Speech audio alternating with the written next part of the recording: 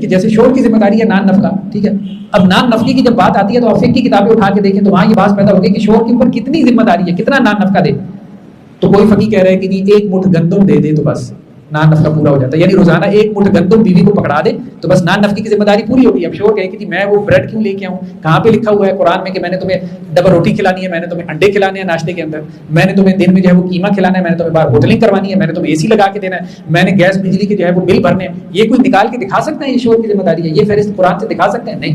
لیکن شور یہ سب کچھ کر رہا ہوتا ہے. جب شور یہ سب کچھ کر رہا ہے اور ایک رواج ہے ہمارا، اس رواج کی وجہ سے کر رہا ہے کہ بیوی کو اتنا فیسیلیٹیٹ کرنا ہے، اس کو میڈ رکھ کے دینی ہے، یہ سب کچھ اس کو مہیا کرنا ہے، اس کو واشنگ مشین لے کے دینی، وہ ساری فہرستیں آپ کہاں سے دکھائیں گے؟ پھر آپ نے عورت کو تو بتا دیا کہ اس کی یہ ذمہ داری نہیں ہے، پھر شور کو بھی بتائیں کہ اس کی کیا ذمہ داری ہے. اس کی ذمہ داری صرف نان نفقہ، اور نان نفقہ کیا ہے؟ 1 مٹھ گندم دے دو، 1 پاؤ گندم روزانہ اس کو پکڑا دو تو بس اس کی ذمہ داری پوری ہوئی ہے. باقی ذمہ داریاں وہ کیوں پھر کر رہا ہے؟ وہ بھی آپ قرآن سے فہرستیں دکھا سکتے ہیں. نہیں، اس بات کو سمجھنے کی ضرورت ہے کہ کچھ شور کرتا ہے ہمارے رواج کی وجہ سے، اور کچھ جو ہے وہ بیوی کو بھی کرنا پڑتا ہے. اگر آپ بیوی کو ریلیکسیشن دے رہے ہیں تو پھر شور کو بھی ریلیکسیشن دیں، اس کو بھی ذمہ داریوں سے جو ہے وہ آپ جو ذمہ داریاں آپ نے رواج کی وجہ سے اس کے کندھوں پہ ڈال دی اس کو بھی اس سے ریلیکس کریں. تو یہ مل جل کے معاملہ ہے، یہ اسی طرح سے چلتا ہے. اب مثال کے طور پہ ہمارے یہاں بہت مسئلہ آتا ہے، مجھ سے بھی لوگ پوچھتے ہیں، بیوی کہتی ہے کہ جی اب میں اپنے سسر کو کھانا دوں، میں اپنی ساس کو کھانا دوں، کہاں لکھا ہوا ہے کہ میں نے سسر کو کھانا دینا ہے؟ ٹھیک ہے، یہ کہاں پہ لکھا ہوا ہے؟ بات یہ ہے کہ اللہ کے رسول صلی اللہ علیہ وسلم کی یہ حدیث نہیں ہے کہ جس کا پڑوسی بھوکا سو جائے تو وہ مومن نہیں ہے. 3 دفعہ آپ صلی اللہ علیہ وسلم نے قسم اٹھا کے کہا اللہ کی قسم وہ مومن نہیں ہو سکتا جو خود پیٹ بھر کے سوئے، اس کا پڑوسی کی یہ حقوق مقرر کر دی، اور آپ کہتے ہیں جو گھر میں بیٹھا ہے، ٹھیک ہے، اس کا کوئی حق نہیں ہے کہ آپ اس کو کھانا دیں. اس طرح سے نہ کریں.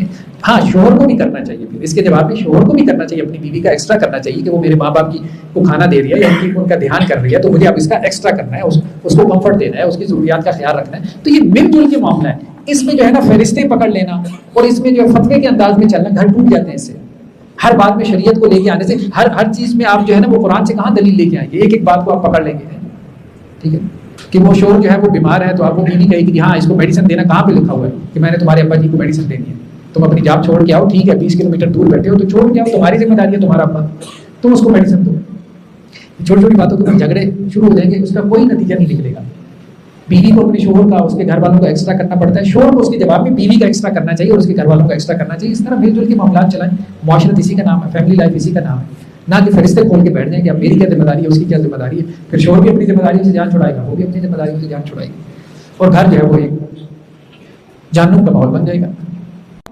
ہمارے یہاں کچھ مفتی حضرات جو ہے نا وہ بعض اوقات بہت غلط قسم کے فتوے دیتے ہیں.